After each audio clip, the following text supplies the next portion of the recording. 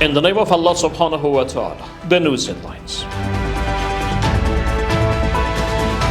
Afghanistan ambassador in Moscow meets with Russian presidential envoy to the SCO. UNDP to continue development programs in Afghanistan.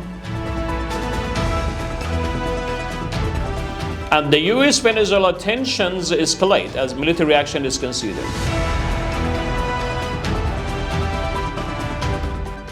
Welcome to our today news packages. Wednesday, the 5th of Jamad al-Thani 1447, the 5th of August 1404, and the 28th of November 2025. The news details.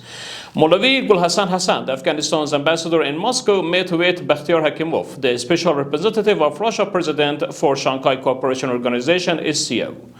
Based on the Afghan embassy in Moscow, the meeting focused to the recent SCO summit and the reactivation of Afghanistan observer membership for future sessions. During the talks, the Russian special representative emphasized the need to remove the existing obstacles and to maintain continued dialogue between the relevant parties. Maulavi Motiul Haq Khalis, the Director General of the National Environmental Protection Agency of Afghanistan, met with Ms. Shoko Onoda, the Secretary General of the United Nations Development Program (UNDP), along with Stephen, the head of the UNDP in Afghanistan.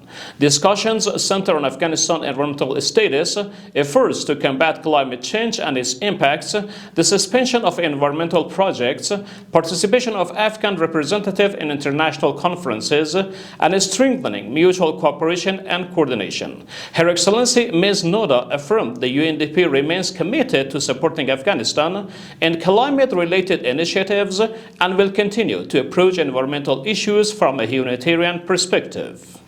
The news continuation. The National Statistics and Information Authority reports that during the month of Aqrab, a total of 2,768 foreign nationals traveled through border crossings and airports to and from Afghanistan.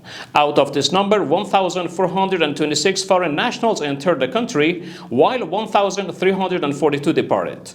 The authority added that 164 individuals visited Afghanistan for tourism and historical site exploration, while the remaining arrivals were work-related. And finally, a senior official from the U.S. Department of Defense stated yesterday that the U.S. military stands ready to take action against Venezuela should President Trump issue the order. Cuba condemned Washington's stance, a clear violation of international principles, warning that aggressive approach could pose a serious threat to Latin America and the Caribbean region. Venezuela President Nicolas Maduro asserted that Venezuela will stand firm and defend it decisively against any form of imperialistic or extremist aggression. We have reached to the end of our news program. For further informative materials, you could track Urooj on social media and platforms. Wassalamu alaikum wa rahmatullahi ta'ala wa barakatuh.